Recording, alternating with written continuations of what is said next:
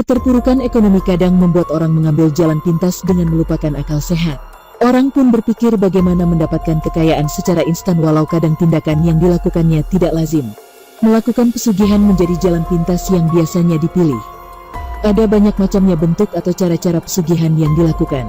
Salah satunya adalah pesugihan sate gagak. Apa itu pesugihan sate gagak?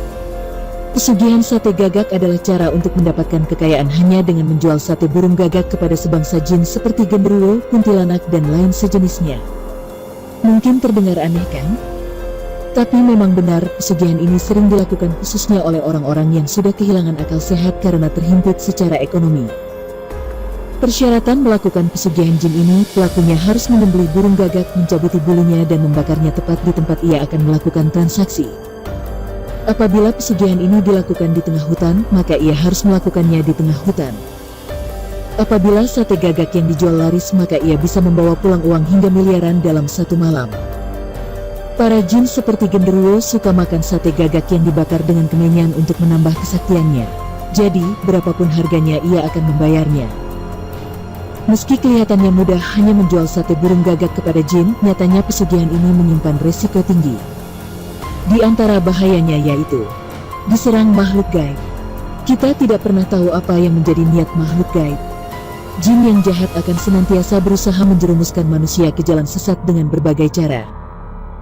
Jadi, apabila ada pesugihan sate gagak dengan bertransaksi kepada sebangsa jin, jangan langsung percaya.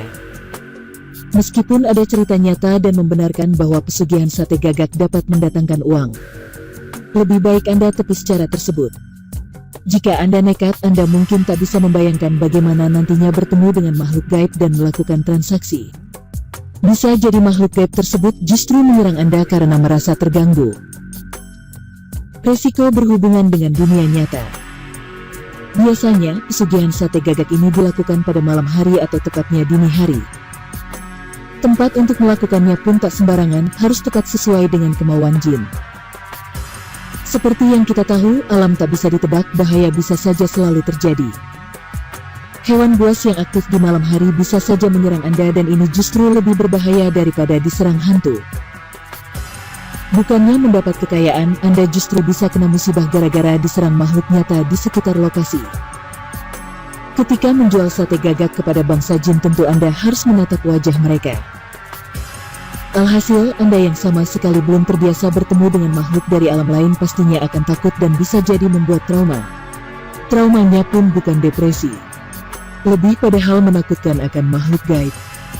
Menurut beberapa kisah nyata, orang yang melakukan pesugihan sate gagak ini akan mengingat bentuk wajah yang mengerikan dan kalau tidak kuat akan trauma.